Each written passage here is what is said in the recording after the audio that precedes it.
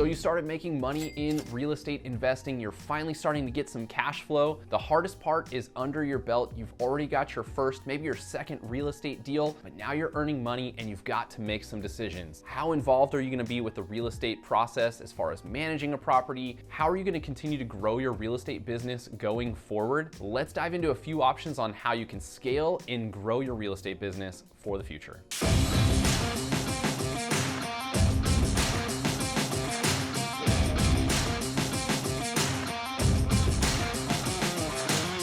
I'm Andrew Lewis, real estate investor and entrepreneur with over 10 years experience building and growing a real estate team and investing in real estate. Before we jump into today's video, make sure that you hit that like button, leave us a comment on any questions you have about real estate investing or future topics you'd like to hear from us on. And as always, hit that subscribe button so you don't miss out on future videos. I'm here to help you break out of that 9-to-5, gain financial freedom, and grow wealth through real estate. So let's dig in.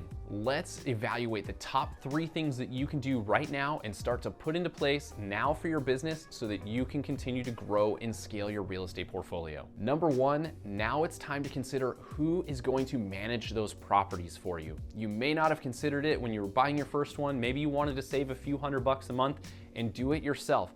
But if you're gonna continue to take on a portfolio and bring on 10, 20, 30 units over the lifetime of your investing, you're definitely gonna have to consider, are you going to manage those and be responsible for toilets and tenants and middle of the night phone calls for the rest of your life? Or are you gonna hire that out that allows you to be freed up to do other things? So evaluate, how involved do you want to be with this process? If you're going to manage it yourself, that means you're placing tenants, you're dealing with those phone calls for broken water heaters, dishwashers, toilets, whatever it is. You're the one lining up the contractors, you're the one paying the contractors. You've got a much more involved process. Again, I think this is something you can probably handle for your first 1 to 2 units, but you definitely should consider spending a few $100s per month for property management going forward, which will free you up. They're going to place those tenants for you, screen them. They will handle those service calls, and all you have to worry about is getting the monthly cash flow into your bank account. It's going to free you up to go search for other deals. Number 2, it's time to decide who's going to take care of the financials and taxes for you going forward. This is probably one that I held on to personally way too long,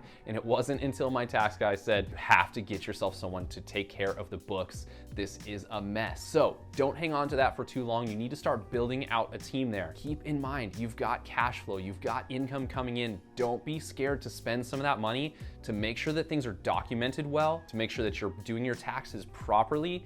This is a business for you. Don't take it like a part-time side gig. You're not an Uber driver. You're making thousands of dollars a month in cash flow, and it's time to start treating this like a business.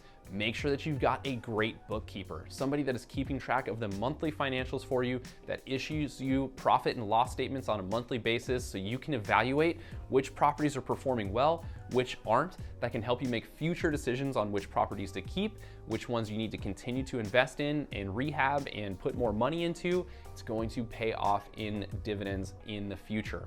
When it comes to taxes, you want a great tax guy. There are so many advantages to owning real estate, and you want somebody that is going to be able to help you find those loopholes, those items that are gonna help you take advantage of some of the tax code that's built in. It's built there to help you out. It's in place to help you create affordable housing, which helps the government, which helps our country, and you get the tax benefits. So make sure you've got a great CPA, a tax preparer that can help you find and navigate that so that you're taking advantage, full advantage of all the tax benefits when it comes to real estate investing. Lastly, it is time for you to consider who is going to help you find your future real estate deals. Maybe you've been driving for dollars, as we've talked about, or cold calling like we've talked about in the past. But now it's time to consider, is somebody else going to be in charge of acquiring properties for you in the future? This could be a realtor that you're close with. It could be a team of people that you've assembled to get out there and find deals.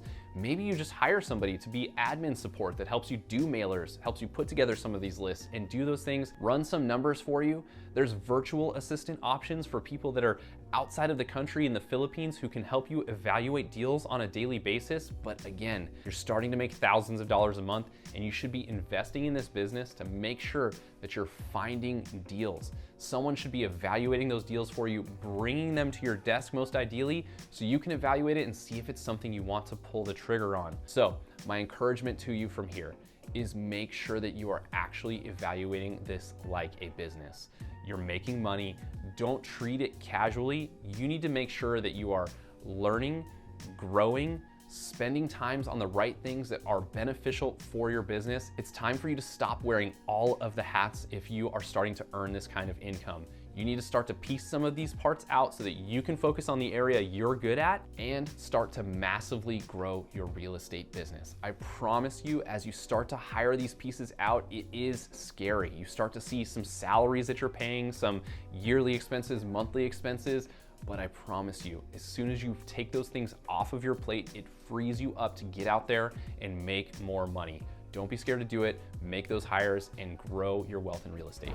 Thanks for watching. I hope you found this information helpful. As always, make sure you hit that like button if you enjoyed today's content. Leave us a comment about mistakes you might have made along the way, maybe questions about hires and future real estate investing. Leave those comments below and hit that subscribe button so you don't miss out on our future videos. I'm here to help you break out of that 9 to 5, gain financial freedom, and grow your wealth through real estate. We'll see you next time.